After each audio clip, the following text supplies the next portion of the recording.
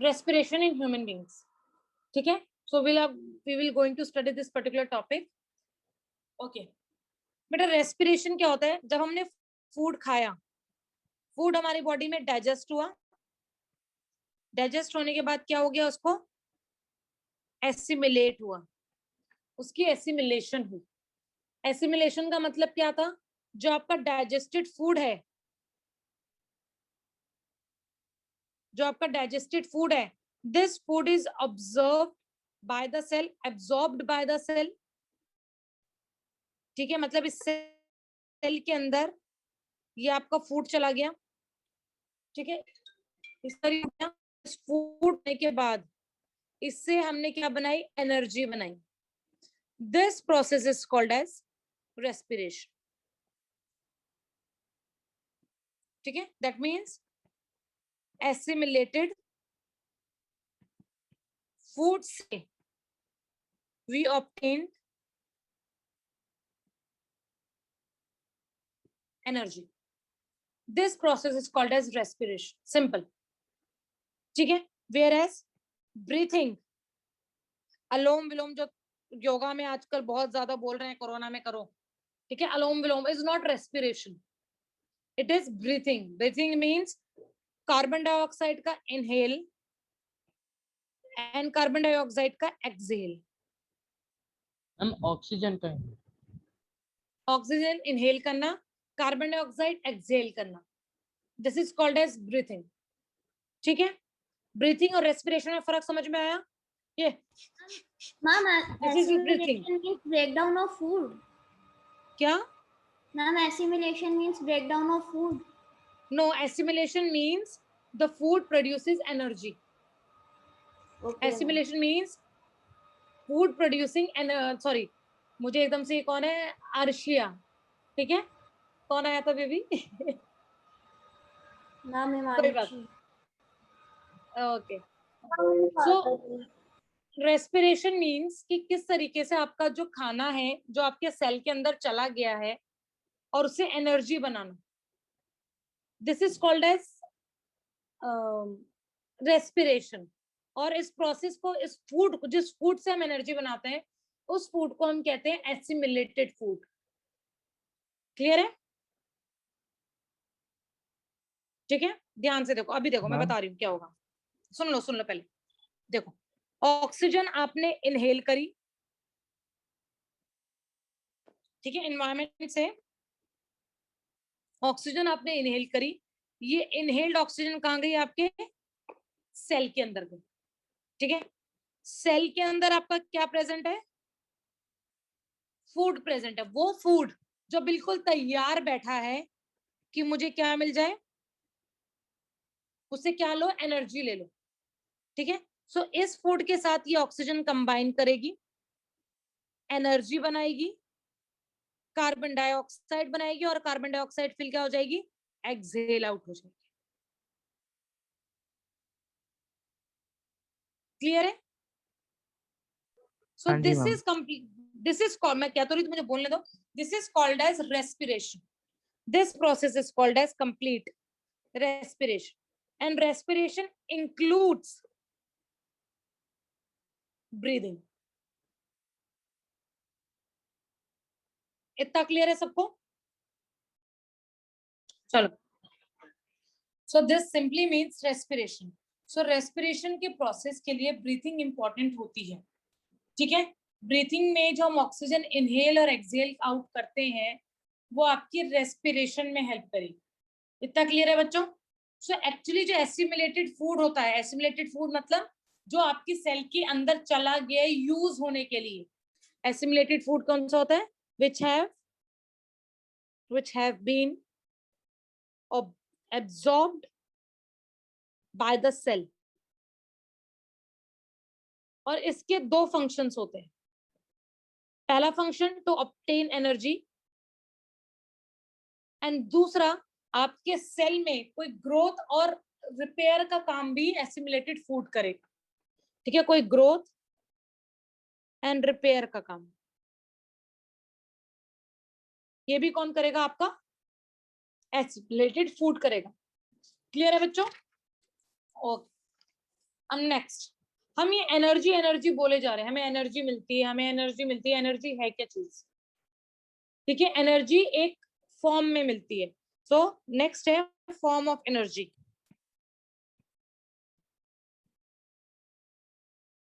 ठीक है, एनर्जी जिस फॉर्म में आपको मिलती है, this is as ATP, adenosine triphosphate.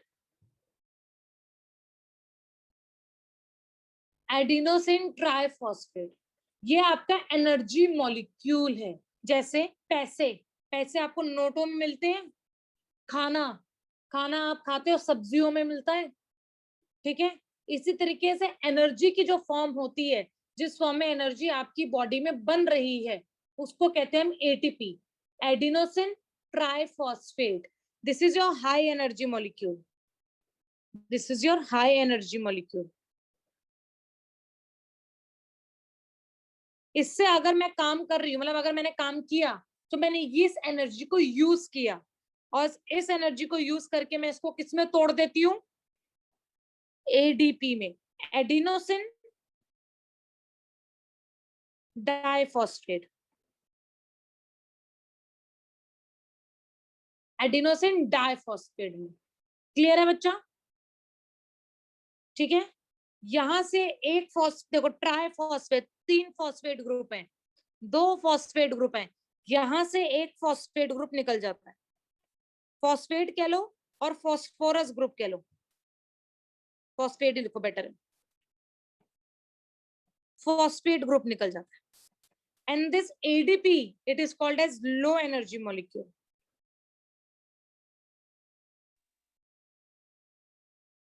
अगर आगे जाके आप लोग बायो लेते हो, सो आपको एटीपी और एडीपी के स्ट्रक्चर्स भी याद करने पड़ेंगे, बहुत आसान स्ट्रक्चर्स होते हैं इसके। ठीक है, इट्स एन ऑर्गेनिक कंपाउंड, ये कंपाउंड है जिसके स्ट्रक्चर्स होंगे। ठीक है, जैसे आप नॉर्मली CO2 लिखते हो, CO2 इज अ कंपाउंड, ऐसे ही ADP, adenosine triphosphate is a compound.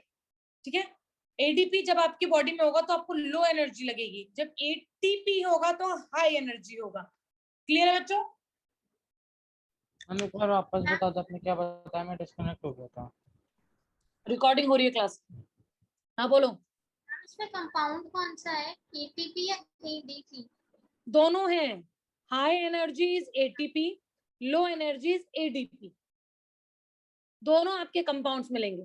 ठीक है, एक सिंपल फॉस्फेट ग्रुप हट जाता है, सिंपल सी बात है, अगर मैं एडीपी में एक फॉस्फेट, इनऑर्गेनिक फॉस्फेट ऐड कर दूं तो मेरा एटीपी बन जाएगा।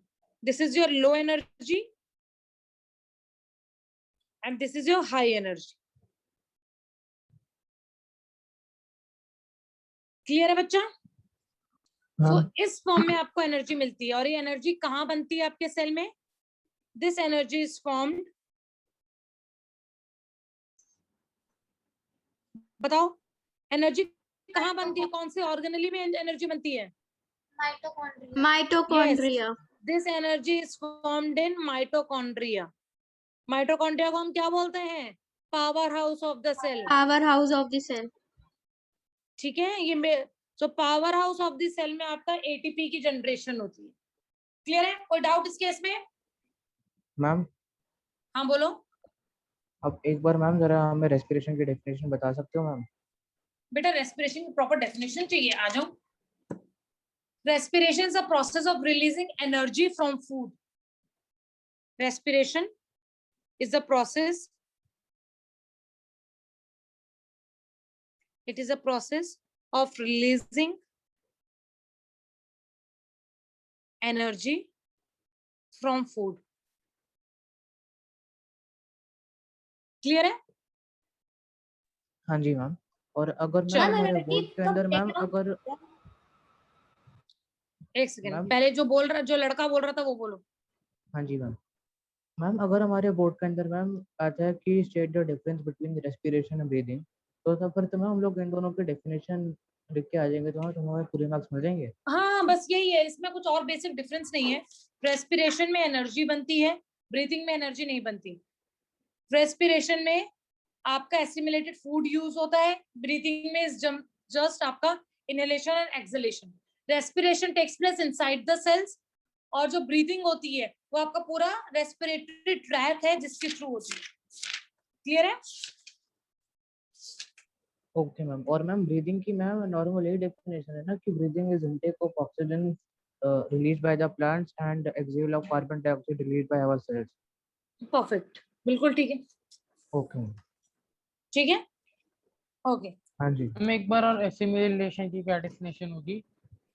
बेटा assimilated is a food which is absorbed by your cells in order to obtain energy. ये हमने डाइजेशन में पढ़ चुके हैं कि 5 प्रोसेस होते हैं, ingestion, digestion, assimilation, absorption and egestion. So assimilation वहां आता है। ठीक है, ओके। चलो नेक्स्ट। तुम्हारी बायो की क्लास मुझे रेगुलर लेनी पड़नी चाहिए, हफ्ते में 1 क्लास तो तुम्हारी करती हूँ मैं, वरना इतना टाइम गैप हो जाता है, तुम लोग सब भूल जाते हो। तो एक्चुअली मैं एक चीज कर सकती हूँ हर सैटरडे। हाँ बेटा। मैम यहाँ पे एनर्जी का ब्रेकडाउन क्यों होता है? बेटा जब मैं बोल रही हूँ अभी, ठीक है, मुझे बोलने के लिए एनर्जी चाहिए, सो मेरी एटीपी एडीपी में टूट रही है तब मैं बोल पा रही हूँ। ठीक है, इसलिए एनर्जी आपकी टूटती है, ब्रेकडाउन होती है, ताकि आप यूज कर सको उसे। ओके मैम, अगर एटीपी नहीं टूट रही तो हम बोल नहीं पाएंगे। बेटा आप एटीपी नहीं टूट रही ऐसा होगा नहीं, एटीपी अल्टीमेटली इसका एक ऑर्गेनिक फॉस्फेट निकल जाता है। ये हो सकता है कि एटीपी की फॉर्मेशन आपकी बॉडी में ना हो, सो आपकी बॉडी बहुत लो महसूस करती है, कहते हैं ना एनर्जी नहीं है। एनर्जी तक क्यों नहीं होती? क्योंकि आपकी बॉडी में एटीपी नहीं होता, एटीपी की फॉर्मेशन कम हो जाती है। ओके, आपकी बॉडी को हर एक चीज करने के लिए एनर्जी चाहिए। मुझे इसकी भी एनर्जी चाहिए, ये पेन घुमाने के लिए भी मेरी बॉडी में एटीपी होगा, वह एडीपी में टूट रहा होगा। ठीक है, चलो अब हम पढ़ेंगे टाइप्स, या फिर ये देखो, types of respiration has slash fate of glucose. Very important CBSE का फालतू क्वेश्चन। ठीक है, टाइप्स ऑफ रेस्पिरेशन और फेट ऑफ ग्लूकोज। ठीक है, अब keep your pen down, I am already recording the lecture. आज की डेट में आपको ये लेक्चर्स मिल जाएंगे। ठीक है, तो प्लीज इसको समझो पहले। अब अल्टीमेटली क्या हो रहा है, आपके सेल के अंदर आपका फूड गया है। फूड किस फॉर्म में गया होगा? सिंपलेस्ट फॉर्म कौन सी है? ग्लूकोज। ग्लूकोज के अंदर, ग्लूकोज की फॉर्म में आपका फूड आपके सेल के अंदर चला गया। अब इस फूड से मुझे एनर्जी निकालनी है। ठीक है, इस एनर्जी को निकालने के लिए मेरे पास डिफरेंट मेथड्स हैं। ठीक है, तो सबसे पहला मेथड है मेरे पास एरोबिक रेस्पिरेशन।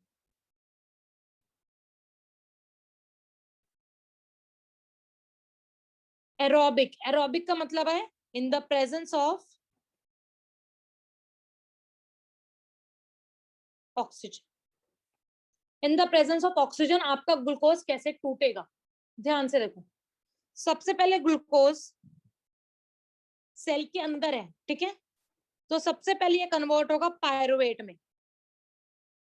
सुनते जाओ, ठीक है, ग्लूकोज पायरुवेट में कन्वर्ट होगा। कहाँ कन्वर्ट होगा? साइटोप्लाज्म में, सेल के साइटोप्लाज्म में कन्वर्ट हो जाएगा। The breakdown of glucose into pyruvate, this is called as glycolysis. Glyco means glycogen, sorry, glyco means glucose, ठीक है, और लिसिस का मतलब होता है ब्रेकडाउन। सो ग्लूकोज का ब्रेकडाउन हो रहा है पायरुवेट में। कैसे? Glucose is 6 carbon compound. Glucose क्या है आपका?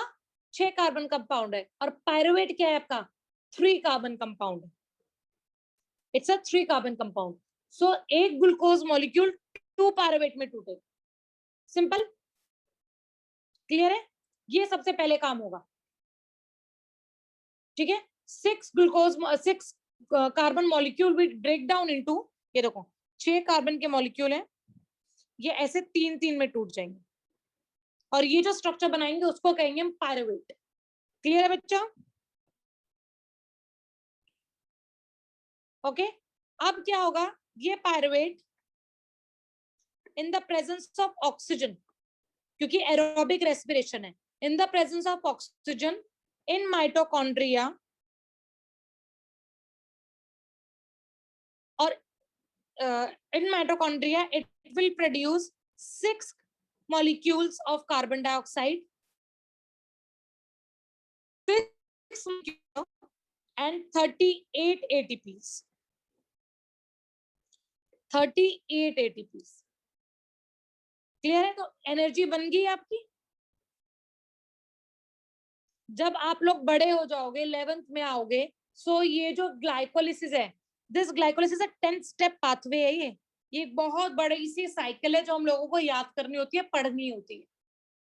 ठीक है, अभी तो बस आप ये याद रखो, ग्लूकोज आपका पायरुवेट में टूट रहा है विद द साइकिल का नाम है ग्लाइकोलिसिस। कहाँ हो रही है? आपकी साइटोप्लाज्म में हो रही है। उसके बाद ये जो पायरुवेट है ये माइटोकॉन्ड्रिया में जाएगा डायरेक्टली, तब भी नहीं जाता है, पर अभी छोड़ दो उन बातों को। पायरुवेट डायरेक्टली माइटोकॉन्ड्रिया में जाएगा, will undergo Krebs cycle, Krebs cycle करेगा और Krebs cycle के से क्या बनाएगा? 6 molecules of CO2, 6 molecules of H2O and 38 molecules of ATP। Clear है बच्चा? So this is called as aerobic respiration। हाँ अब बोलो बेटा। फिर आप मैम एक बार जरा ग्लाइकोलाइसिस और एरोबिक रेस्पिरेशन की हमें डेफिनेशन बता सकते हो? Aerobic respiration is a respiration in which the glucose molecules break down in the presence of oxygen. Okay, glucose molecule break down in the presence of oxygen। पहली चीज। दूसरी चीज ग्लाइकोलिसिस मतलब breakdown of glucose into pyruvate।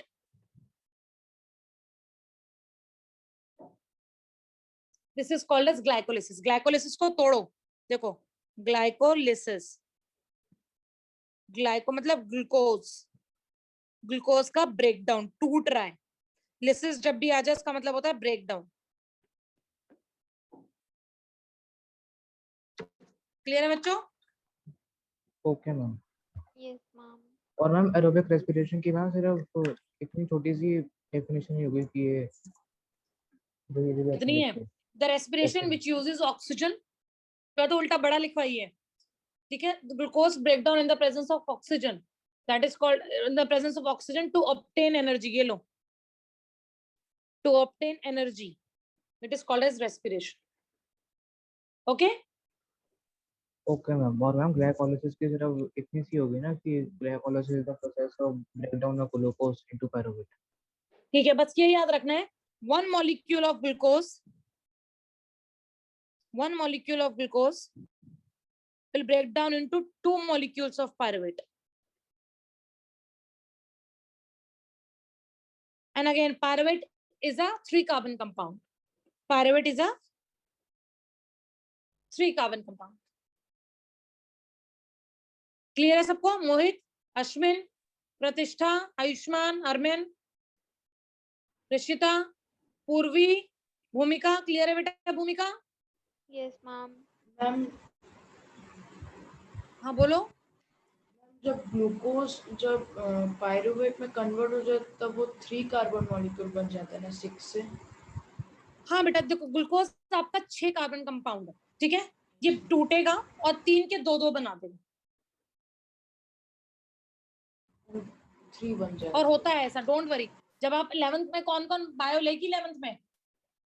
लेगा मतलब Ayushman, sorry, ठीक है। तो उसमें प्रॉपर साइकिल्स बताऊंगी मैं, टेंशन मत लो। मतलब याद करनी पड़ेगी, तब सोचेगा कि काश यही ठीक था, कितना याद करना पड़ा। मैम आपकी आवाज कट गई थी बीच में। क्या होता है क्या बेटा? मैम? ये क्रेब्स साइकिल क्या होता है? बेटा जैसे ग्लाइकोलिसिस है ना, वैसे ही एक क्रेब्स साइकिल है, बहुत बड़ी, इतनी बड़ी क्रेब्स साइकिल होती है। बहुत सारे इंटरमीडिएट्स बनते हैं, बहुत सारे इंटरमीडिएट स्टेप बन के फिर अल्टीमेटली इस पूरी साइकिल से हमें ये मिलता है। जैसे आपने कभी वो पढ़ी है, वाटर साइकिल तो पढ़ी है सबने, बचपन से पढ़ते हुए आ रहे हो, कंडेंसेशन, इवेपोरेशन, फिर ये सब होती है। ऐसी एक साइकिल है that is called as Krebs cycle, जो कहाँ होती है? माइटोकॉन्ड्रिया में होती है। क्यों होती है? वो एरोबिक रेस्पिरेशन करती है। क्लियर है इतना? Ma'am Yes. हाँ बोलो बेटा। मैम हमारे बोर्ड्स में मैम ये ग्लाइकोलाइसिस के 10 स्टेप्स आएंगे क्या? तो उनका बिल्कुल थोड़े भी बहुत नहीं नाम। मेरी जान, ओके बिल्कुल मैम, भी क्योंकि नहीं। हमारे स्कूल बोर्ड ने मैम हॉलीडे होमवर्क के अंदर भी मैम 11 के क्वेश्चन दिए थे, मैंने कभी कभी से गूगल के अंदर सर्च मारे हैं, और नॉर्मली मैम वो 11th की आए हैं इसकी। नहीं, glycolysis a complete different pathway यार। वो 11th में बहुत मुश्किल से बच्चों को याद होती है। नो नो, तुम्हारा केस में अभी कुछ नहीं है ऐसा। You don't have to remember that particular 10th step pathway, forget about it. Clear है बच्चा? इतना लिख लिया? हाँ जी मैम, थैंक यू मैम। ठीक है, नेक्स्ट है आपकी anaerobic respiration.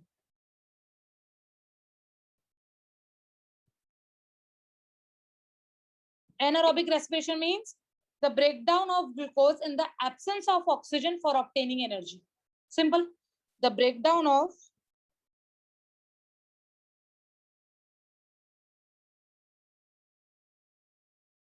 in the absence of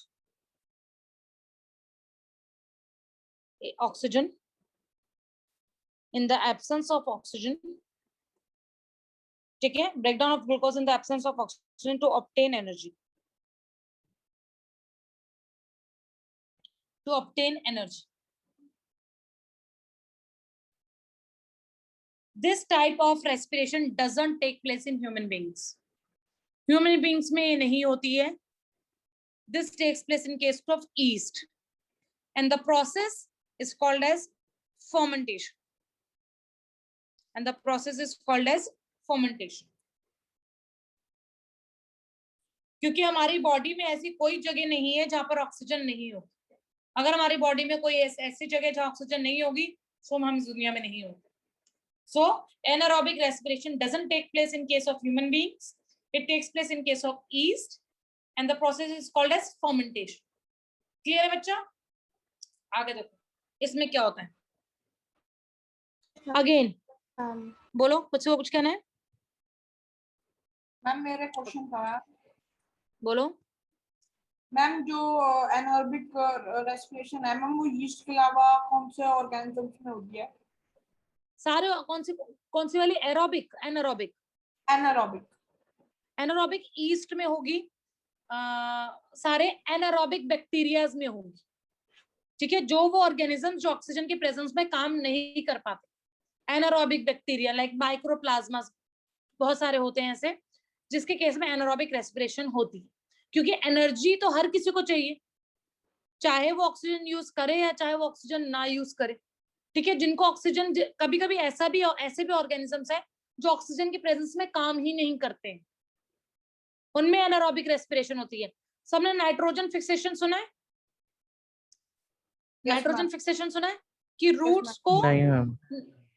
बेटा क्या होता है एक्चुअली, आपके एटमॉस्फेयर में सबसे ज्यादा अमाउंट ऑफ नाइट्रोजन है, लेकिन ये नाइट्रोजन एज सच प्लांट्स नहीं ले पाते, इसलिए इस नाइट्रोजन को अमोनिया में कन्वर्ट करना पड़ता है और फिर अमोनिया प्लांट्स में जाता है। This conversion of nitrogen into ammonia so that the plants can uptake them, this is called as nitrogen fixation. ये जो नाइट्रोजन फिक्सेशन वाले बैक्टीरियाज होते हैं, ये बैक्टीरियाज टोटली एनारोब्स होते हैं। अगर इनको ऑक्सीजन मिल गई तो ये वहीं मर जाते हैं, फिर काम नहीं करेंगे और प्लांट बचेगा नहीं। सो इस केस में भी एनारोबिक रेस्पिरेशन होगी। क्लियर है अर्नव? हाँ जी मैम। ओके, सो कैसे होती है अब ये देखो। Again glucose will change into pyruvate, ये कॉमन स्टेप है, this is a common step, takes place in cytoplasm, cytoplasm में होगी। ठीक है, और takes place in the cytoplasm. Again cycle कौन सी है? ग्लाइकोलिसिस। सेम चीज है, 6 कार्बन कंपाउंड किस में टूट जाएगा? 3 कार्बन कंपाउंड। सेम चीज चलेगी।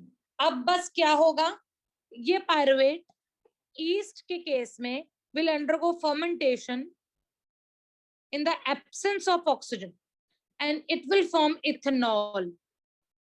इथेनॉल लिख लो या फिर अल्कोहल लिख लो। इथेनॉल और alcohol plus 2 molecules of carbon dioxide and 2 molecules of ATP. देखो एटीपी की कितनी कम अमाउंट है, ऊपर 38 एटीपीज बन रहे हैं, यहाँ पर 2 एटीपीज बनेंगे। ये जनरली जो साइकिल होती है ये आपकी कहाँ होती है, अल्कोहल मेकिंग इंडस्ट्रीज में। जहाँ पे अल्कोहल इंडस्ट्रीज होती है वहां ये काम करते हैं। बस चैम्बर लेंगे, उस चैम्बर में हम ग्लूकोज या ग्रेप्स डाल देते हैं, ठीक है, और अल्टीमेटली आपको उसमें ईस्ट डाल दोगे तो आपको अल्कोहल मिल जाए। क्लियर है बाबू? ठीक है, हाँ जी मैम। सबको क्लियर है, कोई दिक्कत तो नहीं? No ma'am. नहीं मैम। आदिति क्लियर है बच्चा? निशिता, अर्निम, अरमिन, आयुष्मान, अश्विन, साची, मैम, एक प्रतिष्ठा, doubt है। मोहित, हाँ बोलो बेटा। मतलब ये वाला जो प्रोसेस है ये अल्कोहल इंडस्ट्रीज में यूज होता है? ऑब्वियसली मेरी जान। हाँ पूछो, किसको क्या डाउट था? एक क्वेश्चन है, what is the difference between aerobic and anaerobic respiration? बेटा अभी तो आपके सामने हो गया ना, अभी आप खुद ही लिखोगे, खुद ही लिखोगे। अभी एक और बाकी है, अभी एक और टाइप बाकी है, रिलैक्स, फिर लिखवाऊंगी, ठीक है। You are going to write the difference, I am not going to tell you, I have tell you in detail. So आपको मिनी पॉइंट्स बना के डिफरेंस आपको लिखोगे। हाँ बेटा बोलो। मैम इसमें H2O का फॉर्मेशन नहीं होता?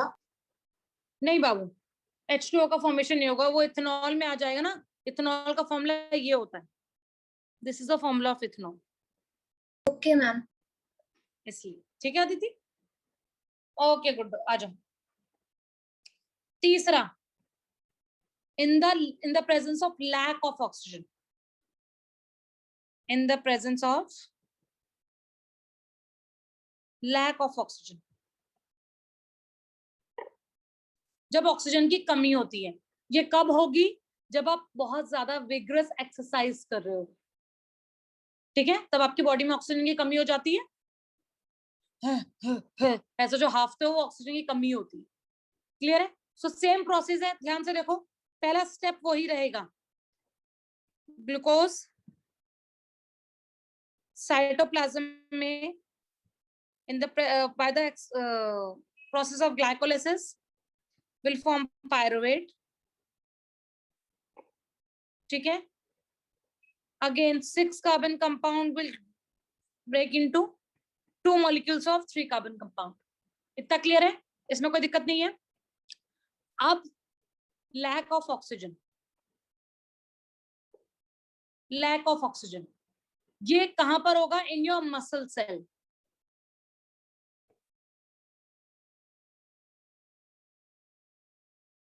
ये कहाँ होता है? आपके मसल सेल्स में होता है, ठीक है। अब क्या बनेगा? यहाँ पर बनेगा आपका lactic acid and again 2 molecules of ATP. ये जो लैक्टिक एसिड बना है ना, यही लैक्टिक एसिड आपकी बॉडी में, कहते हैं ना कि बहुत दिनों बाद एक्सरसाइज कर रही है तो हाथ दुख रहे हैं, पांव दिख रहे हैं, ये दुख रहा है, वो दिख रहा है, ठीक है। वो क्यों होता है? क्योंकि आपके मसल सेल्स में ऑक्सीजन की कमी होगी, और वहां पर उन्होंने क्या किया, आपका जो फैट था, अल्टीमेटली जो ग्लूकोज था, उसको तोड़ा है, एनर्जी बनाई है, और लैक्टिक एसिड की फॉर्मेशन हुई है। और यही लैक्टिक एसिड आपकी क्रैम्प्स करते हैं, जो हॉट वाटर बाथ से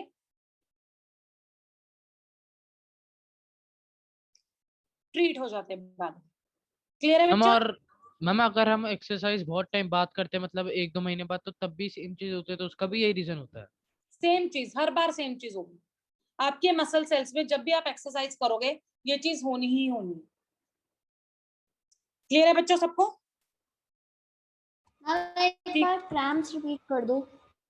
बेटा लैक्टिक एसिड जब भी एक्यूमुलेट होगा आपके मसल सेल्स में, लैक्टिक एसिड जब भी आपके मसल सेल्स में एक्यूमुलेट होता है, सो वो एक्यूमुलेट करके वहां क्रैम्प्स बना लेता है। कभी दर्द होती है पैरों में, कभी कुछ होती है भागने के बाद ना एकदम से, मुझे तो बहुत हुआ करती थी, ठीक है, अब करती हूँ तो ज्यादा एकदम से लगता है, तो वो क्रैम्प्स पैदा करता है। और उन क्रैम्प्स को ठीक करने के लिए हम क्या करते हैं? हॉट वाटर बाथ लेते हैं।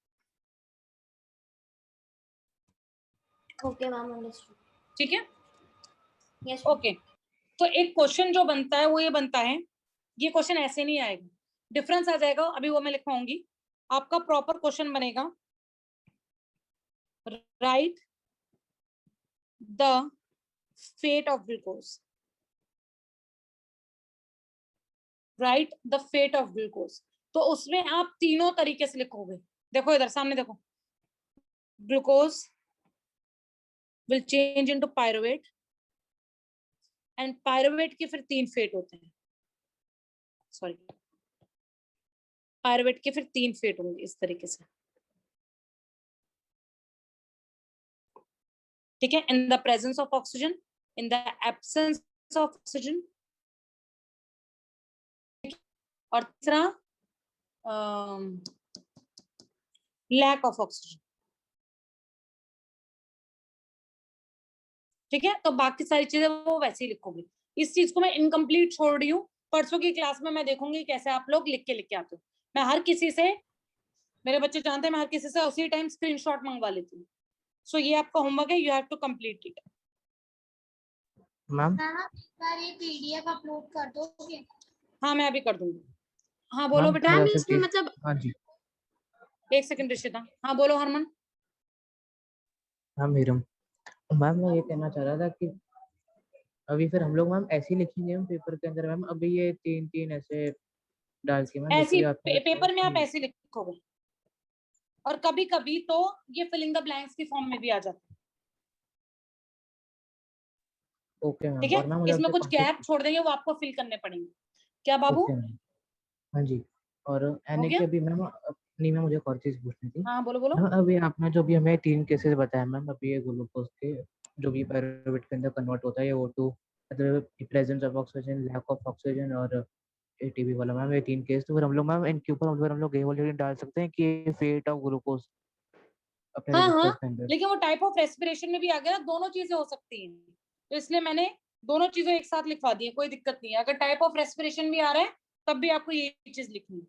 मैम इसके अंदर पूरी वो ओके डिटेल मेंशन करनी है कि कहाँ कहाँ पे ये सब प्लेस हो रहा है? कुछ A to Z सब कुछ, और मैं सबका PDF, सबकी स्क्रीनशॉट, फोटोग्राफ उसी टाइम ग्रुप पे मंगवाऊंगी, एंड आई विल, मेरे पुराने स्टूडेंट्स जो इस बैच में बैठे हैं वो जानते हैं मैं ऐसा करती हूँ, ठीक है। हाँ बोलो ऋषिता। मैम मैं कहती हूँ इसको आगे ऐसे ही फिल करना है जैसे आपने किया था पूरी इक्वेशन जैसे हाँ बनाई मेरी थी। जान, ओके ठीक है। Okay. Next, difference between aerobic and anaerobic bacteria. Sorry, aerobic respiration and aerobic respiration. Aerobic, ma'am एक बार होमवर्क रिपीट कर दो। ये ऊपर वाला कंप्लीट करना है मेरी जान, ठीक है मैम। ठीक है बच्चा। एरोबिक एंड एनारोबिक, ठीक है।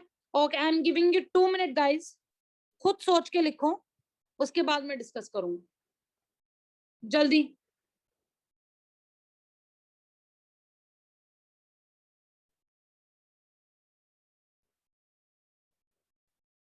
दो minute low. Just draw, give me the answer. What is the difference between aerobic and anaerobic respiration?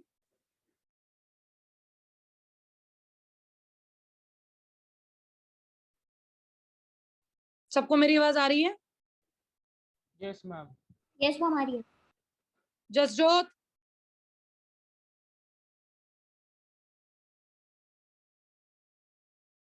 Jasjot,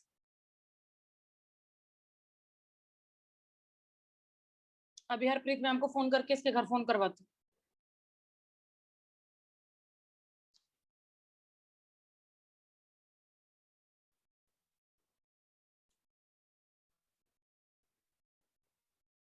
hello, हाँ हरप्रीत मैम, मैम देखना जसजोत जवाब नहीं दे रहा है, वो उसको वीडियो वगैरह उसकी ऑन है पर वो आवाज नहीं दे रहा है। उसके पेरेंट्स को बोलो एक बार उसको देखेंगे आकर।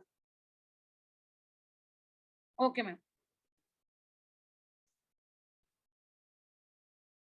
जसजोत,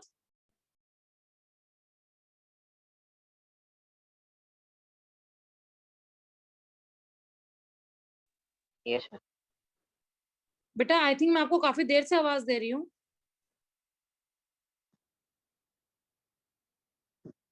आपने नेट से अगर आंसर निकाल लिया हो विंडोज इधर उधर करके, तो जो नेट का आंसर है वो बता दो मुझे।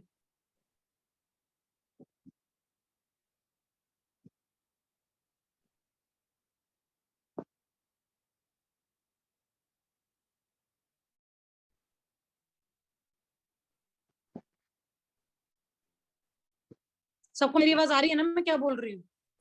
यस मैम हमारी है। तो प्लीज अगली बार जब सर आएंगे ना तो जरा जल्द की सब कंप्लेंट कर लेना, क्योंकि तुम मोहित आप आंसर दो बेटा। Yes, ma'am. Ma'am, aerobic take place in the presence of oxygen.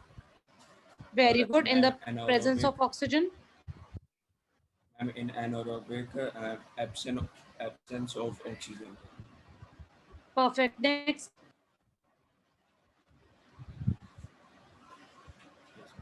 और बताओ। Ma'am, aerobic, it occurs in a plant and animal cell. Yes, it takes place in plant cell and animal cell. Very good, baby. It takes In place in yeast. anaerobic, yes, ma'am. Yeast or anaerobic bacteria. और बताओ। बस clear. इसमें more Ma'am, amount of ATP is ATP produced। molecule 38 ATP और और उसमें 2 ATP। इसमें 2 हाँ ATP। जी ma'am, इसमें और no ethanol formation। इसमें ethanol formation. ethanol formation। And ma'am इस- कंप्लीट इसमें वाटरेशन। Yes, complete breakdown of glucose, यहाँ पे इनकम्प्लीट ब्रेकडाउन ऑफ ग्लूकोज। ठीक है, यहाँ पे वाटर की फॉर्मेशन, यहाँ पे वाटर की फॉर्मेशन। High energy aerobic. बेटा एटीपी लिख दिया ना, more amount of ATP. Okay ma'am. ठीक है, और बताओ, और किसी ने कोई और पॉइंट लिखा है? यस मैम मैम एनारोबिक के अंदर मैम फूड मैम डाइजेस्ट होकर मैम उसमें से एनर्जी इनको निकाल पाते हैं। नहीं समझ नहीं आया, दोबारा बोलो।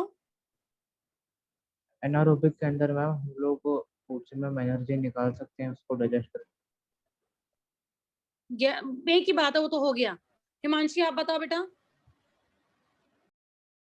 यस मैम एरोबिक में मैम हमें ज्यादा टाइम लगता है एनर्जी प्रोड्यूस करने में और उसमें कम लगता है। एनारोबिक में yes, come it's time taking. अगर मीटिंग खत्म हो जाए तो एक बार दोबारा लॉग इन कर लेना, और this is easier. Ma'am anaerobic में बस हम ये लिखेंगे 2 ATP is present, ये नहीं लिखेंगे हाँ। less ATPs are present। कुछ भी लिख ले बाबू। अर्नव बताओ बेटा। ठीक है ma'am. Ma'am one more point. हाँ बोलो, आपने हैंड रेस किया हुआ है ना, कुछ एक्स्ट्रा पॉइंट इनके अलावा लिखा है आपने? मैम 3 पॉइंट्स लिखे हैं मैम मैंने। ठीक है, कोई बात नहीं, इतना क्लियर है सबको। सो लेट्स स्टार्ट विद कि किस तरीके से आपका डायग्रामेटिकली मैं आपको बताऊंगी, क्लियर हो जाएंगे। प्लीज ध्यान से सुनना। आ जाओ। ये देखो, दिस वाज योर नोस्ट्रल्स, ये 2 नोस्ट्रल्स हैं आपके। नेसल कैविटी, आगे ये वाली पार्ट, दिस पार्ट, नाक का ये वाला हिस्सा, this is your nasal cavity, जिसके ऊपर चश्मा लटका रखा है सबने। This is your nasal cavity. Nasal cavity के बाद यहाँ पर ये देखो, दिस इज योर फेरिंग्स, और ये मुंह से यहाँ से खाना आ रहा है, तो मुंह से और यहाँ से एयर आ रही है, यहाँ से फूड आ रहा है। सो दोनों का ये कॉमन पैसेज है, दिस इज कॉल्ड एज फेरिंग्स, यही मैंने बताया था। क्लियर है? अब यहां से खाना तो आपका पेट में चला जाएगा, स्टमक में, और ये वाला देखो दिया रहा आपका ट्रैकिया, ये 2 में टूट गया, ब्रोंकस, और फिर यहाँ पे क्या नाम है, ब्रोंकियोल्स दिखाई नहीं है, तो यहाँ पे ब्रोंकियोल्स, और फिर लास्ट में एल्वियोलाई। अब क्लियर है? जो पूछ रहा था मुझसे फेरिंग्स के बारे में। Yes ma'am clear. ठीक है, अब सबको क्लियर है बच्चा? किसी को कोई डाउट?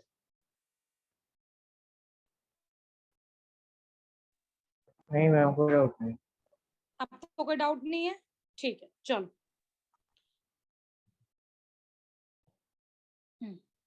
सो आज की क्लास यहीं वाइंड अप करती हूँ मैं, लेकिन हाँ अभी ह्यूमन रेस्पिरेशन खत्म नहीं हो पाया है, क्योंकि इसमें अभी मैकेनिज्म ऑफ रेस्पिरेशन बाकी है। अभी सिर्फ आपने पाथवे पढ़ा है, ठीक है, अभी सिर्फ आपने पाथवे पढ़ा है, आपने अभी वो नहीं पढ़ा, क्या कहते हैं, जो पूरा मैकेनिज्म है। सो अगली क्लास में we would be talking about the mechanism, and I would be starting with circulatory system.